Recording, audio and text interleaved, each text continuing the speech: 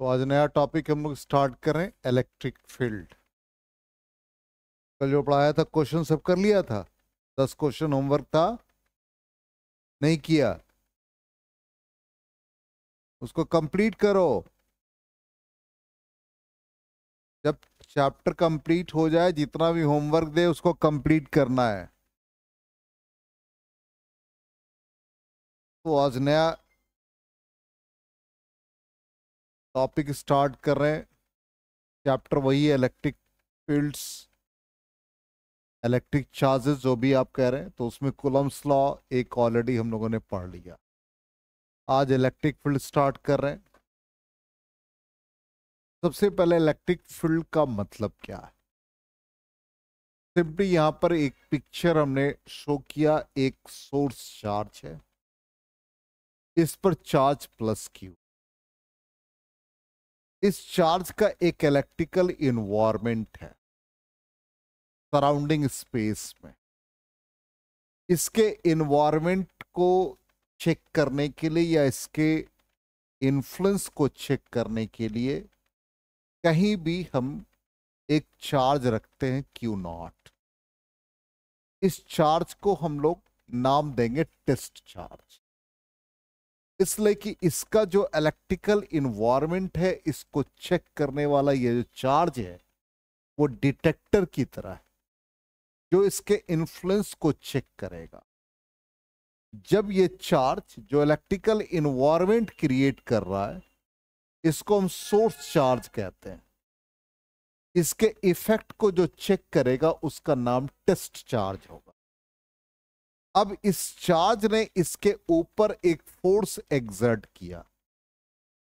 तो जब force exert किया तो ये इंडिकेट किया कि यहां पे फोर्स की वजह से इसका इन्वायरमेंट का रीजन क्रिएट हुआ, इस इन्वायरमेंट का रेंज क्रिएट हुआ, इसके इन्वायरमेंट का स्पेस क्रिएट हुआ। जहां तक इसने इसके ऊपर फोर्स लगाया वो पूरा स्पेस फील्ड कहलाता है। इसको आप बोलचाल की भाषा से ऐसे समझ सकते हो कि एक मैग्नेट है। मैग्नेट का या सिंपली हम एक मैग्नेट ही ड्रॉ कर देते हैं। ये मैग्नेट जिसका एक एंड नॉर्थ साउथ। अब इसके इन्वायरमेंट को चेक करने के लिए यहां पर एक मैग्नेटिक निडल रख दे, यहां मैग्नेटिक निडल रख दे। तो जहां तक ये मैग्नेट, जिस रेंज तक, जिस स्पेस तक ये मैग्नेट इसके ऊपर फोर्स लगाएगा, वो पूरा रीजन मैग्नेटिक फील्ड कहलाएगा। बिल्कुल उसी तरह से यहां पर क्या है, ये चार्ज, इसने एक एनवायरनमेंट क्रिएट किया तो इसका नाम दे दिया सोर्स चार्ज। इसके एनवायरनमेंट को चेक करने के लिए पॉइंट पी पर एट ए डिस्टेंस आर हमने एक चार्ज रखा क्यू नॉट। ये क्यू नॉट स्मॉल चार्ज है, इसको हम लोग कहते इनफाइनेटिसिमल।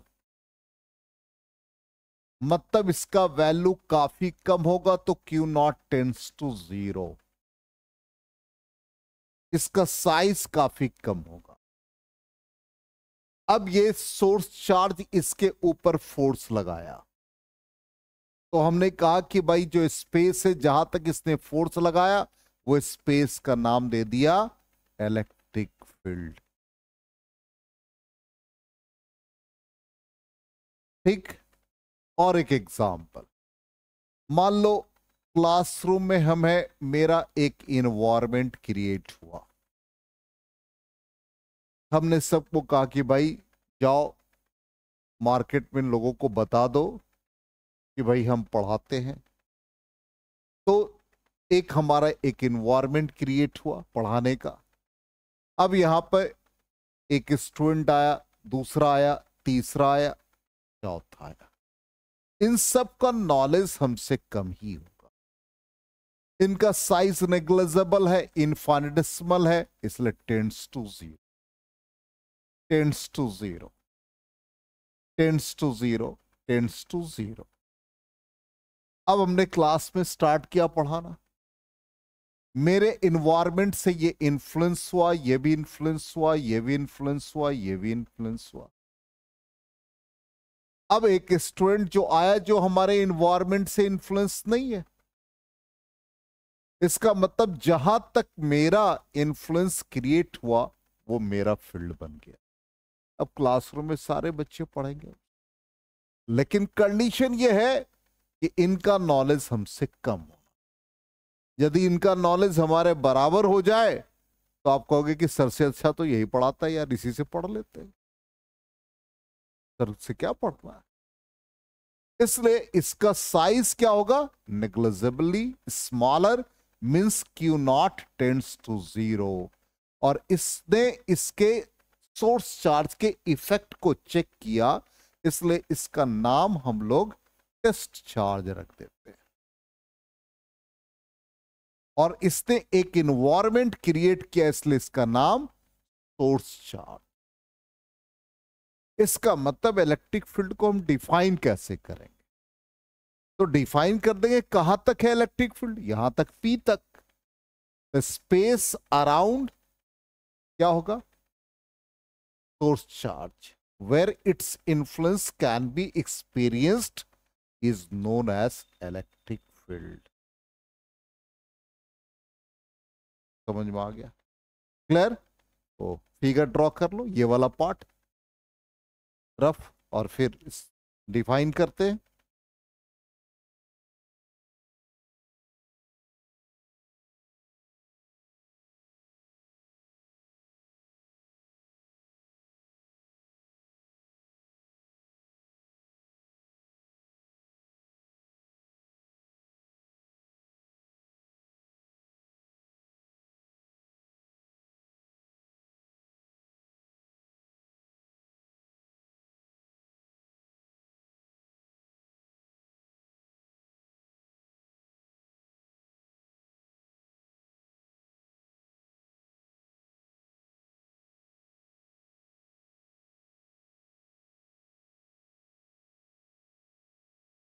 ओके, फिगर ड्रॉ कर लिया, तो डेफिनेशन लिख लेंगे। The space around a charge, the space around a charge, bracket में दे दो space charge,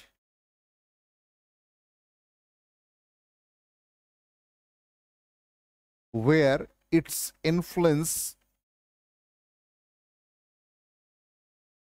can be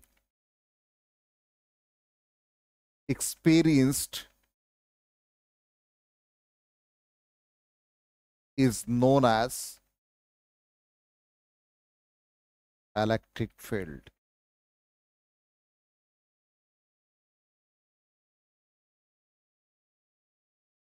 Full stop, para change करके द इलेक्ट्रिक फील्ड स्ट्रेंथ और electric intensity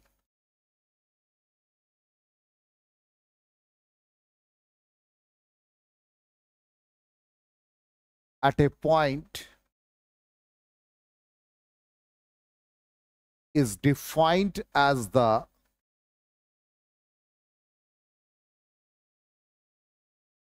force experienced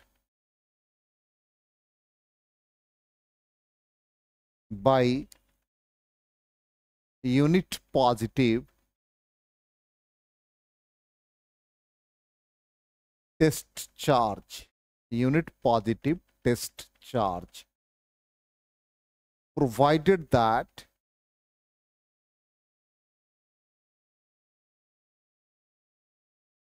the test charge doesn't disturb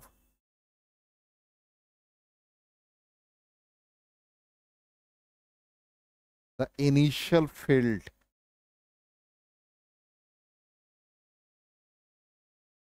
clear, मतलब test charge कभी भी field created by source charge को disturb नहीं करेगा। अब यहां पर मान लो आप पढ़ रहे हो तो कोई कह दे what is source charge, what is test charge, तो लिख लो source charge. Source charge arrow देके, द चार्ज विच प्रोवाइड्स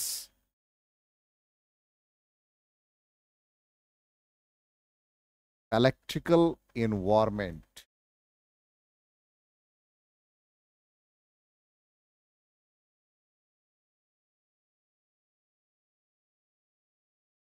ठीक। टेस्ट चार्ज का मतलब क्या होगा, क्या करता है टेस्ट चार्ज, डिटेक्टर की तरह एक्ट करता है। तो लिखो test charge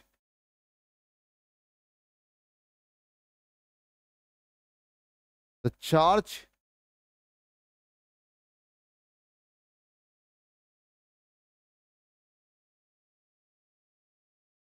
acts as a detector,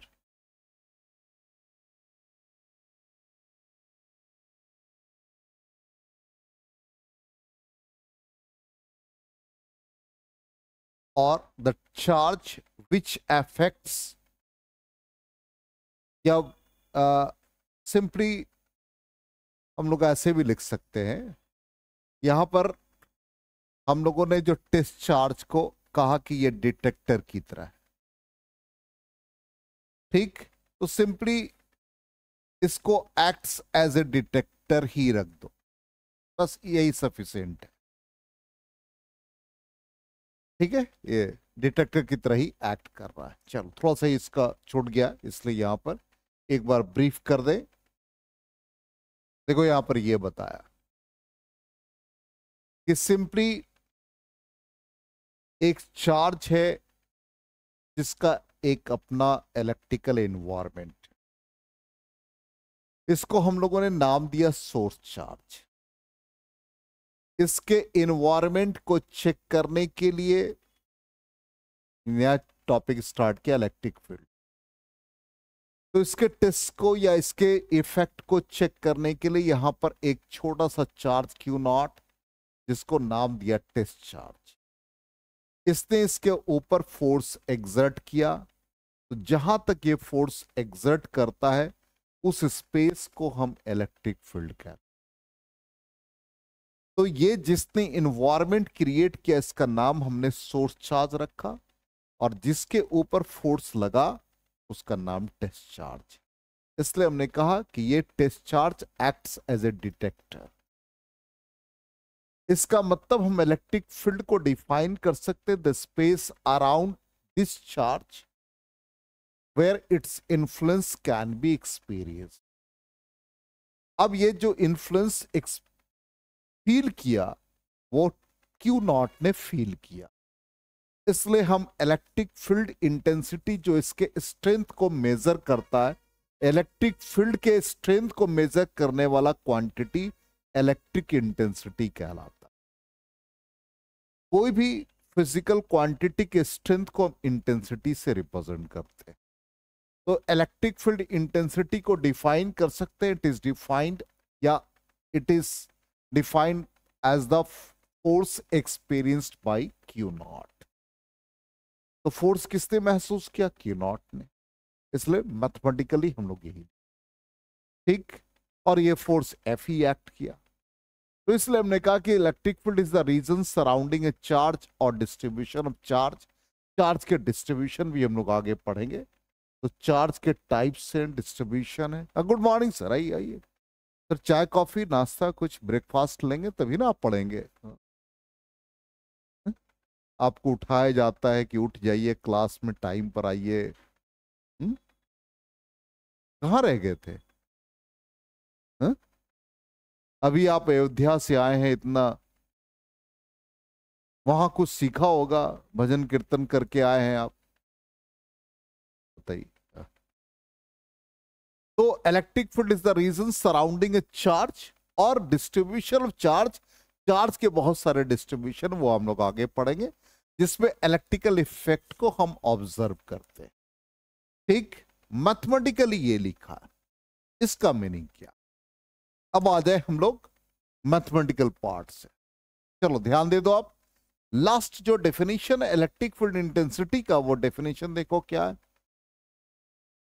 Abhinav copy दे तो उसको, नेहा को अभी जो लिखा है वो नोट कर लेगी कोई पार्ट। तो मैं अभी क्या लास्ट डेफिनेशन बताओ, इलेक्ट्रिक फील्ड इंटेंसिटी का डेफिनेशन बताओ, उसी से फॉर्मूला निकलेगा। Electric field intensity at a point is defined as the force experienced by unit positive discharge। ये लिखा है ना। इसका मतलब इलेक्ट्रिक फील्ड को हम E से रिप्रेजेंट कर रहे हैं। फोर्स कौन फील कर रहा है? Q naught. तो E is numerically equal to F by Q naught. Force इसने फील किया। कंडीशन क्या है? Q नॉट का साइज नेग्लिजिबल होना चाहिए। Q नॉट नॉलेज में हमसे कम होगा। ये ना एग्जाम्पल दिया क्लास में। तो कम होने का मतलब Q naught tends to zero. Mathematically कहता है कि कोई भी इनफाइनेटेसिमल क्वांटिटी हो तो उसके लिए हम इसका लिमिटिंग वैल्यू लिखते हैं, इसलिए limit Q naught tends to zero. ये यहां पर हम लोग इसके साथ लिख देंगे। इसका मतलब यहां पर क्या आ जाएगा? Limit Q naught tends to zero. ये फॉर्मूला बन गया। अब इसको हम वेक्टर फॉर्म में लिखेंगे तो obviously E vector is equal to limit Q naught tends to zero F vector divided by Q naught. आया समझ में? अब इन दोनों के बीच के फोर्स को क्या लिखो? इस सोर्स चार्ज का नाम हम दे देते हैं स्मॉल q और इसका नाम दे दिया Q नॉट। दोनों के बीच फोर्स के वैल्यू को बताओ वेक्टर फॉर्म में, जल्दी बताओ। F vector is equal to 1/4 pi epsilon naught Q naught by R square और यूनिट वेक्टर से मल्टीप्लाई कर देते। ये तो पढ़ा। अब इसको हम वेक्टर फॉर्म में लिखेंगे इलेक्ट्रिक फील्ड को, तो क्या होगा? गौर से देखो क्या है formula? F by Q naught. तो F vector by Q not, क्या क्या क्वांटिटी नेग्लेक्ट हो जाएगा, ये कैंसिल हो जाएगा। 1/4 pi epsilon naught Q naught by R square, R unit vector divided by Q not cancel. तो फाइनली क्या हो गया? 1/4 pi epsilon naught Q by R square, R unit vector. अब इस एक्सप्रेशन को आप गौर से देखो, इसमें कौन सा Q का वैल्यू आया?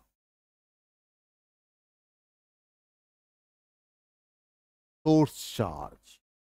इसका मतलब इलेक्ट्रिक फील्ड किस पर डिपेंड करेगा? सोर्स चार्ज पे।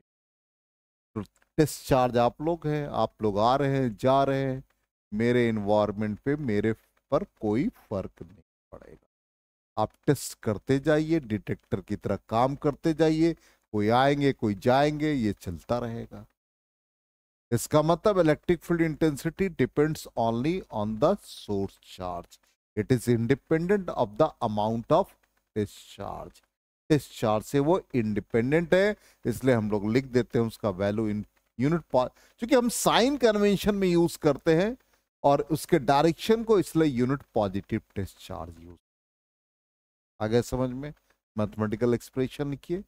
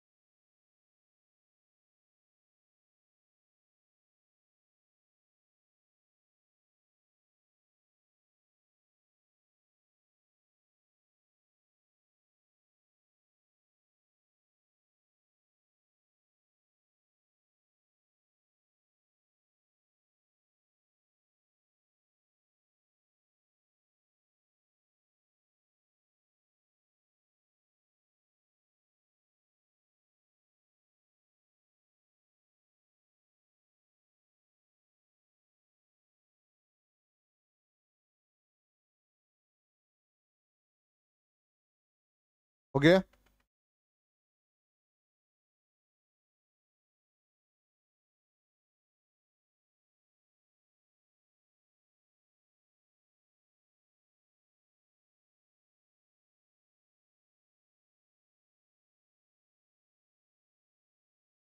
इरेज करें? चलो यहां तक तो हो गया हम लोगों का। अब आ जाए, डेफिनेशन तो यही था हमारा, force experience by unit positive test charge, ठीक। और एक कंडीशन भी बता दी। अब यहां पर जो मोस्ट इंपॉर्टेंट पार्ट है वो देखिए क्या है। यदि चार्ज पॉजिटिव होगा तो फील्ड कहता है रेडियली आउटवर्ड, और जब चार्ज नेगेटिव होगा तो फील्ड रेडियली इनवर्ड। क्या मतलब है, इसको थोड़ा सा हम ब्रीफ करते हैं और ध्यान दीजिएगा, ब्रीफ कर रहे हैं, समझने की कोशिश करें। यहां पे जो भी चार्ज है इसका जो इलेक्ट्रिकल इन्वायरमेंट क्रिएट होता है इन ऑल डायरेक्शन, और ये जो एरो बना रहे गौर से देखिएगा, अंदर तो नहीं बना रहे भाई, क्योंकि charges always reside on the surface. अब ये जहां भी डिटेक्टर लगाएंगे, जहां भी डिटेक्टर लगाएंगे, यहां एक डिटेक्टर लगा दिया मतलब क्यू नॉट, यहां लगाए डिटेक्टर क्यू नॉट, यहां भी डिटेक्टर लगा दिया क्यू नॉट। जो फील्ड बन रहा है, वो जो एरो है, जो लाइन है, वो यदि हम इस सरफेस के अंदर लेके जाएं तो ये रेडियस से होता हुआ जा रहा है। हर कंडीशन में सारे रेडियस से होते हुए जा रहे हैं, सब रेडियस से होता हुआ जा रहा है। तो एरो जब बाहर की तरफ होता है, रेडियस से होता हुआ जाता है, तो रेडियली आउटवर्ड क्या है। इसका मतलब यदि हमारा फोर्स, ये चार्ज पॉजिटिव है तो फोर्स ऐसे लगेगा, मतलब रेडियली आउटवर्ड। इसलिए जब भी हम यहां पर चार्ज क्यू रखेंगे और टेस्ट चार्ज इसके इफेक्ट को चेक करेगा तो फील्ड क्या होगा, रेडियली आउट। अब यहां पर यदि सोर्स चार्ज हमारा नेगेटिव होगा और यहां हम डिटेक्टर को रखेंगे तो ये क्या करेगा, इसको अट्रैक्ट करेगा, तो रेडियली इनवर्ड। इसलिए फील्ड का जो डायरेक्शन है वही फोर्स का भी होगा, यहां भी जो फोर्स का डायरेक्शन है वही फील्ड का होगा। इसलिए जब क्यू पॉजिटिव होगा तो फील्ड क्या होगा, रेडियली आउटवर्ड, और सोर्स चार्ज नेगेटिव होगा तो फील्ड रेडियली इनवर्ड। आया समझ में रेडियली आउटवर्ड का मतलब, रेडियली इनवर्ड 100%। तो पहला कंडीशन, इफ, लिख लीजिए, q is positive then field is radially outward. तो रेडियली आउटवर्ड, और उसी तरह से if q is negative then field is radially inward. 2 point और फिगर आप ड्रॉ करके अपने नोटबुक में रखेंगे, जिससे कि आप कभी इसको रिवाइज करें तो समझ में आ जाए।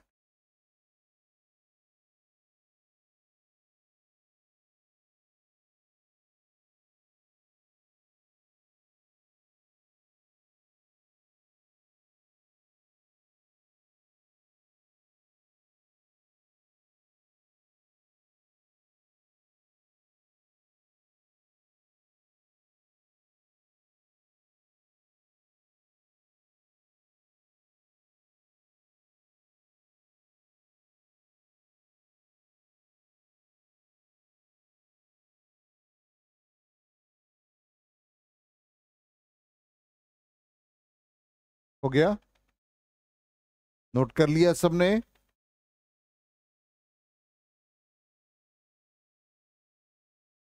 अब जहां भी हम फील्ड निकालेंगे, इरेज करें,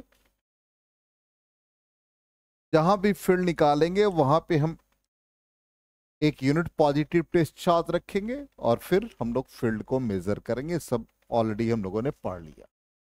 अब नेक्स्ट पार्ट आते हैं, वेक्टर फॉर्म में अभी जस्ट हमने लिख के भी बताया। अब यहां पर इसको हम लोग 3 डायमेंशन में लिखने की कोशिश कर रहे हैं। एक चार्ज क्यू है ओरिजिन पे और हम किसी पॉइंट पर फील्ड निकालना चाहते हैं। तो ये पॉइंट प्लेन में है, एक्सिस पर है या स्पेस में। तो ऑब्वियसली हमने 3 म्यूचुअली परपेंडिकुलर एक्सिस दिखाया, तो ऑब्वियसली ये स्पेस में। तो यहां पर कोई पॉइंट स्पेस में, तो जब स्पेस में होगा तो तीनों कोऑर्डिनेट लिखते हैं, प्लेन में होगा तो 2 कोऑर्डिनेट लिखेंगे, एक्सिस पर होगा तो 1 कोऑर्डिनेट। इसलिए हमने इसका कोऑर्डिनेट एक्स वाई जेड लिखा। अब ये एक्स वाई जेड क्या बताता है? एक्स वाई जेड हमें यह बताता है कि इस पार्टिकल का या यहां पर जो चार्ज है क्यू नॉट, ये स्पेस में है, जिसका पोजीशन वेक्टर आर वेक्टर का वैल्यू हो जाएगा एक्स आई कैप प्लस वाई जे कैप प्लस जेड के कैप, जिसको हम लोग पोजीशन वेक्टर कहते हैं। पढ़ा था ना 11th में, याद आया? यही था पोजीशन वेक्टर। अब कौन फोर्स फील कर रहा है? Q naught. तो फील्ड क्या हो गया? Radially out. अब इस फील्ड के वैल्यू को बताओ, क्या लिखेंगे? E vector 1/4πε। क्या हम लोगों ने निकाला expression? Q by are square, R unit vector. यहां तक ठीक है? 100%। अब यूनिट वेक्टर को हम लोग क्या लिखते हैं? Vector upon magnitude of vector. ये वैल्यू हम डाल दे ई में, तो क्या आ जाएगा? 1/4πε0 क्यू बाई आर स्क्वायर। ये वैल्यू डालोगे r vector by magnitude of vector, तो क्या बन जाएगा? ये मैग्नीट्यूड है, इसको हम मॉडुलस में लिखेंगे। हाँ, तो ये आ जाएगा 1/4πε0 Q R vector divided by नीचे क्या आ गया? आर क्यूब आ गया। यहां तक क्लियर है सबको? ठीक है। अब आर वेक्टर का वैल्यू तो पता है, अब आर क्यूब निकालना है, तो यहां से देख लो ध्यान से, आर का मैग्नीट्यूड क्या कहलाएगा? मैग्नीट्यूड अब लिखेंगे तो ये अंडर रूट में quantity coefficient of I cap का whole square, coefficient of J cap का होल स्क्वायर और के कैप का होल स्क्वायर। इसका मतलब आर का मैग्नीट्यूड हो गया x square plus Y square plus Z square to the power half. और जब आर क्यूब लिखेंगे तो क्या बन जाएगा? X square plus Y square plus Z square to the power 3/2। Yes no? ठीक है यहां तक 100%। अब ये वैल्यू डाल दे। अब इलेक्ट्रिक फील्ड को भी तो हम लोग तीनों एक्सिस में लिख सकते हैं, क्योंकि इलेक्ट्रिक फील्ड कहां क्रिएट हो रहा है? स्पेस में, तो उसको भी तो 3 कोऑर्डिनेट में लिखना पड़ेगा। तो इलेक्ट्रिक फील्ड को 3 कोऑर्डिनेट में लिखना है, तो ई वेक्टर को लिख देंगे I cap E X, J cap E Y, K cap E Z is equal to 1/4πε0 Q R cube का वैल्यू बताओ कितना आ गया? X square plus Y square plus Z square to the power 3/2। यहां पर ये एक्स आई Y जे और Z के होगा। अब यहां पर हम लोग लेफ्ट हैंड साइड में आई कैप का कोफिशिएंट क्या है? ई एक्स है, लिख दिया। राइट हैंड साइड में आई कैप का कोफिशिएंट क्या है? चेक करो, देखे मैथमेटिकली।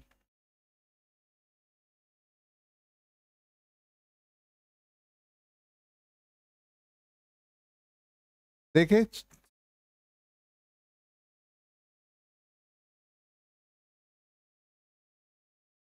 सोचो,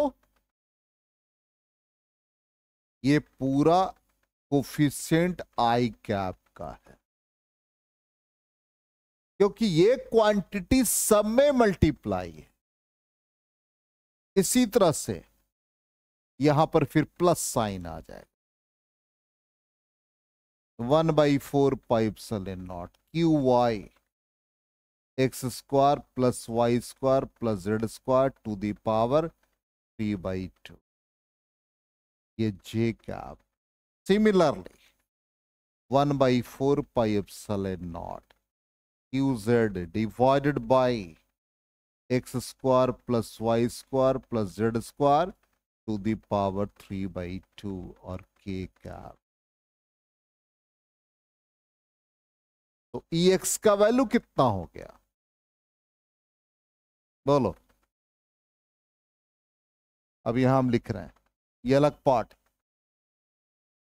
अब बोलो ई एक्स का वैल्यू, अब तो बोल सकते हो 1/4 pi epsilon naught q x x square plus Y square plus Z square to the power 3/2। इसी तरह से E y 1/4 pi epsilon naught Q y divide by x square plus Y square plus Z square to the power 3/2। E z 1/4 pi epsilon naught, ये हो गया q Z divided by x square plus Y square plus Z square to the power 3। आया समझ में? तो इस तरह से हम वेक्टर फॉर्म में लिख करके अलग अलग कोफिशिएंट को लिख सकते हैं electric field in x direction, y direction, z direction. आया समझ में? नोट कर लीजिए।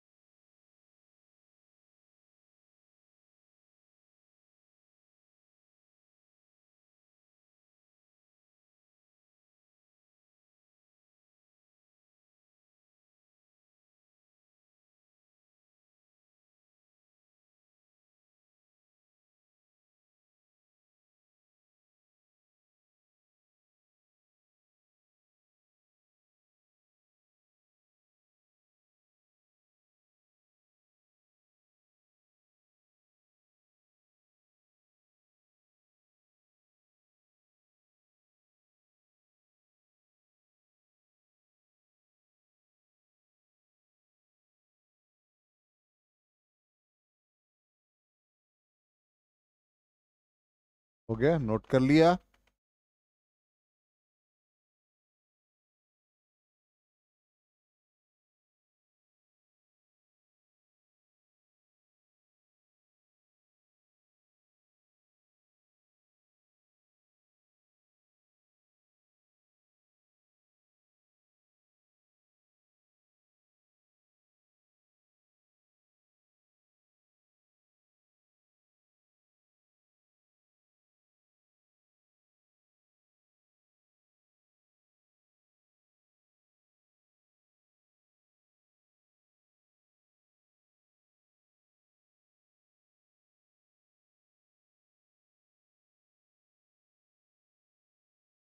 X component, y component, z component, यदि तीनों में से कोई एक नहीं रहेगा, मान लो हमको प्लेन में लिखना है तो क्या आएगा, ई एक्स और ई वाई, और एक्सिस पर निकालना होगा तो इधर एक्स और ई वाई और ई जेड।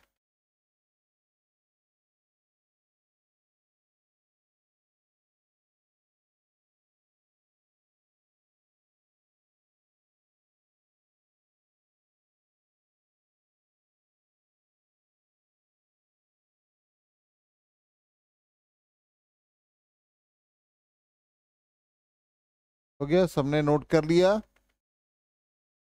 इरेज करें?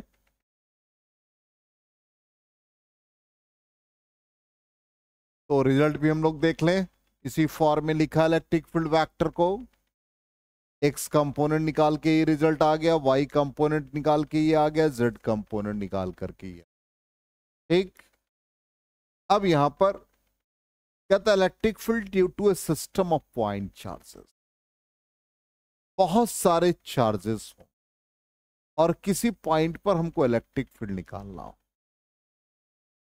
ठीक, तो हम लोग क्या करेंगे, मल्टीपल ऑफ चार्जेस है, यहां पर Q1 Q2 Q3 Q4 up to Q1, और जहां भी हमको फील्ड निकालना वहां पर एक टेस्ट चार्ज रखेंगे। अब ये क्या करेगा भाई, Q1 अपना एक एनवायरनमेंट क्रिएट करेगा। नहीं, बहुत सारे कोचिंग है, अब बेचारा एक ही स्टूडेंट है, तो मेरा इन्फ्लुएंस पड़ोसी का हमारे कोई कोचिंग, Q3 का Q4 का Q1, तो सबका वेक्टर सम करेंगे और रिजल्टेंट देख लेंगे क्या होगा। तो हो सकता है वो स्टूडेंट सबके यहाँ जाके पढ़ता हो, तो नॉलेज भी बढ़ जाएगा, सबका वेक्टर सम हो जाएगा, सारे नोट्स कंपाइल हो जाएंगे, तो एक चैप्टर का इतना नोट्स हो जाएगा, हालत खराब हो जाएगी। नहीं रौनक जी, ऐसा तो नहीं कर रहे हैं ना? तो क्या करेंगे, वेक्टर सम करेंगे। तो वेक्टर सम में क्या आ जाएगा, E vector is equal to, बोलो, सबका vector sum E1 plus E2 plus E3 up to En। और वेक्टर सम में क्या करेंगे, ट्रायंगल ऑफ वेक्टर एडिशन लगा देंगे, जैसे फोर्स का फॉर्मूला पढ़ा था वैसे यहां भी कर। आगे समझ में, मल्टीपल ऑफ चार्जेस का इस तरह से हम लोग मैथमेटिकल एक्सप्रेशन लिखेंगे और फिर वेक्टर सम करेंगे। ट्रायंगल ऑफ वेक्टर्स एडिशन का लॉ में क्या है भाई, थीटा 0 हो जाएगा तो दोनों फोर्स या दोनों फील्ड ऐड हो जाएगा। थीटा का वैल्यू 180 होगा तो फील्ड क्या होगा, सब्ट्रैक्ट होगा। एंगल थीटा पर हो जाएगा तो under root E1 square plus E2 square plus 2E1 E2 cos.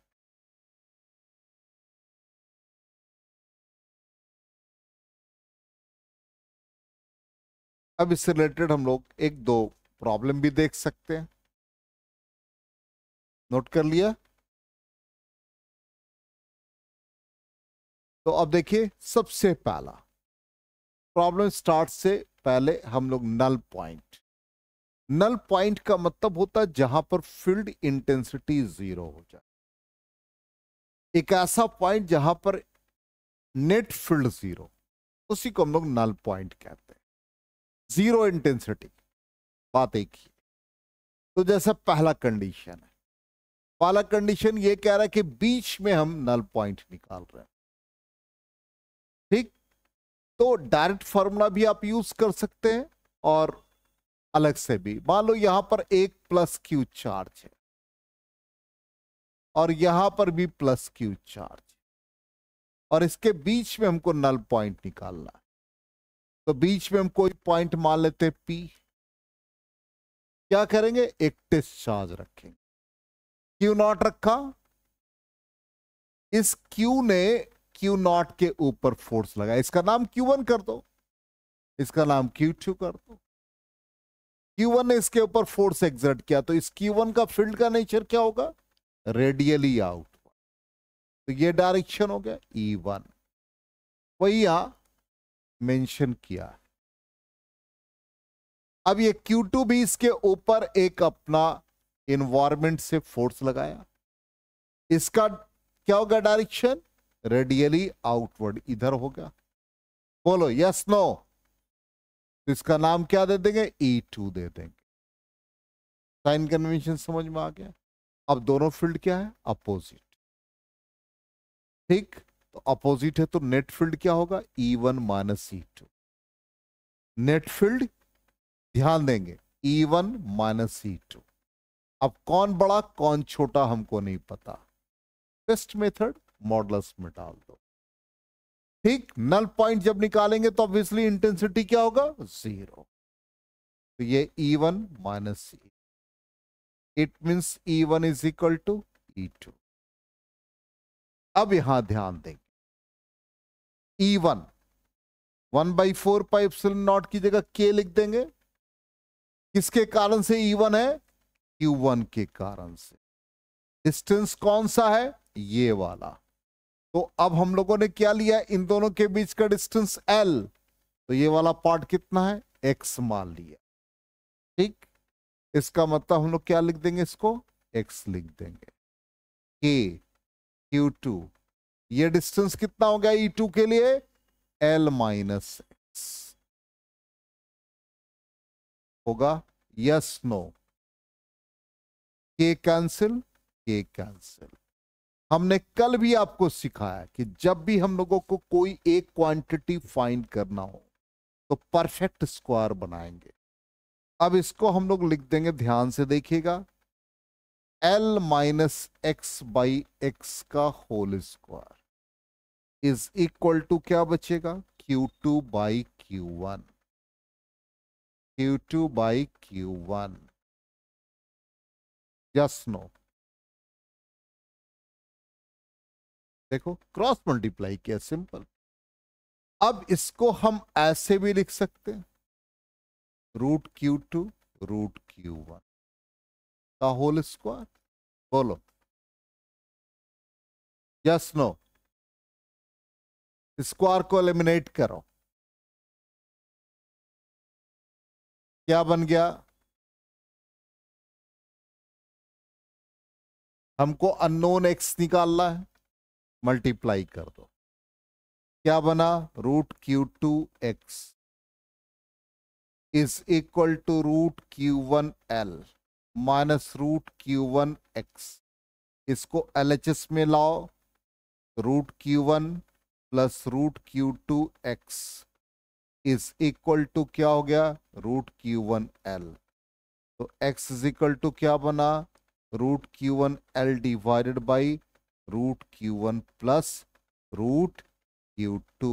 Yes no? अब गौर से देखो, डायरेक्टली ये फॉर्मूला आप याद रख सकते। कैसे याद होगा? इतना हम कैलकुलेशन क्यों करें? मान लो ऐसा, मेरी बात को ध्यान से सुनना, तब समझ में आएगा। यहां पे मान लो 10 माइक्रोकूलम चार्ज है और यहां पर 20 माइक्रोकूलम चार्ज है। कहता है कि यहां पर एक किसी पॉइंट पर वो पॉइंट ढूंढो, इन दोनों के बीच का डिस्टेंस दे रखा है 10 सेंटीमीटर। वो पॉइंट ढूंढो जहां पर फील्ड इंटेंसिटी 0 मींस x। अब डायरेक्टली हम x कैसे याद रखें? इतना लंबा डेरिवेशन तो याद नहीं हो। तो हम ये याद रख सकते हैं कि देखो न्यूमरेटर में क्या है? √Q1। तो या मतलब ये याद रखना है, x क्या है? Near by 10। इसका मतलब x निकालने के लिए पहले ये आया है न्यूमरेटर में, इसका रूट है, इसलिए √10 माइक्रोकूलम डिवाइडेड बाई दोनों का √10 माइक्रोकूलम √20 माइक्रोकूलम इनटू लेंथ कितना है? 10 centimetre. Microcoulomb microcoulomb cancel, finally क्या आ गया? √10 इंटू 10 डिवाइडेड बाई √10 प्लस √20। आया समझ में? Yes no? अब हो सकता है सवाल ये पूछ दे कि इससे कितनी दूरी पर है। ये तो 10 माइक्रोकूलम से x था, अब ये अननोन पूछ दे तो आप डायरेक्टली इसका नाम हम x रखें तो इसका नाम क्या रखें? L minus x. तो L माइनस एक्स डायरेक्टली बताओ क्या बन जाएगा फॉर्मूला यहां से? √Q2 L divided by √Q1 plus √Q2। है समझ में? शॉर्टकट एंट्रेंस एग्जाम बोर्ड में भी आप बना सकते हो। हाँ, नींद आ रही है? अच्छा ठीक, आया समझ में? Yes no? पानी पिया है सुबह उठकर? बॉडी जब डिहाइड्रेटेड होता है तो भी ऐसा होता है। हेडेक होता है। अच्छा कोई बात नहीं, हेड डाउन कर लो। हाँ चलो नोट करो जल्दी से।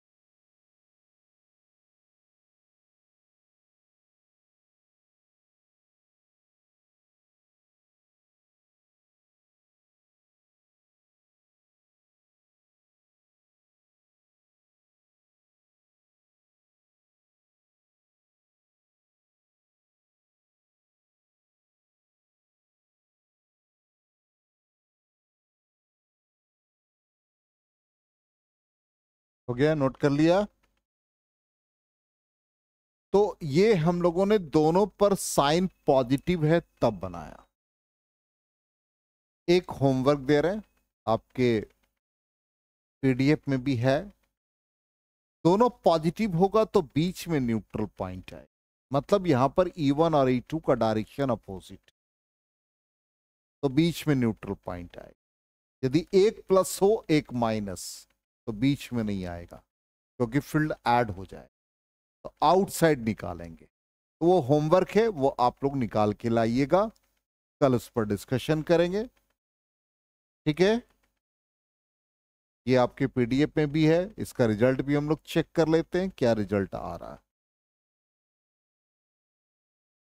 ठीक है,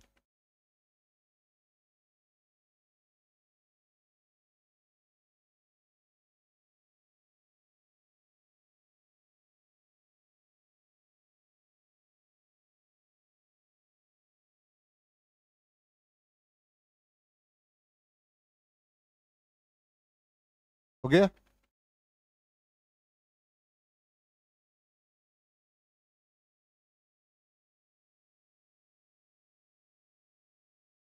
इरेज कर रहे हैं, तो रिजल्ट भी हम लोग चेक कर लेते हैं। ये दो दूसरा कंडीशन है। ठीक है, ये आपके होमवर्क है, एक प्लस है माइनस। तो पहले वाले का कंडीशन ये था जिसमें एक्स का वैल्यू निकाल, यदि दोनों चार्ज आइडेंटिकल होगा तो बिल्कुल मिड पॉइंट पर आ जाएगा। ये भी आप करके देख सकते। ठीक, दूसरा कंडीशन ये है जो आप बना करके लाइएगा, इसमें एक्स अपोजिट आ जाएगा, रूट Q2 नोमिनेटर में आएगा और डिनोमिनेटर में माइनस साइन आ जाएगा। ठीक, दोनों कंडीशन फाइंड कर लिया, मतलब एक हमने बता दिया, एक आपको फाइंड करना है। डाउट होगा तो नेक्स्ट क्लास में देखेंगे, और इससे रिलेटेड 2-3 प्रॉब्लम हम लोग सॉल्व करेंगे, फिर नेक्स्ट पार्ट में इतना काम करके आप लोग लाएंगे।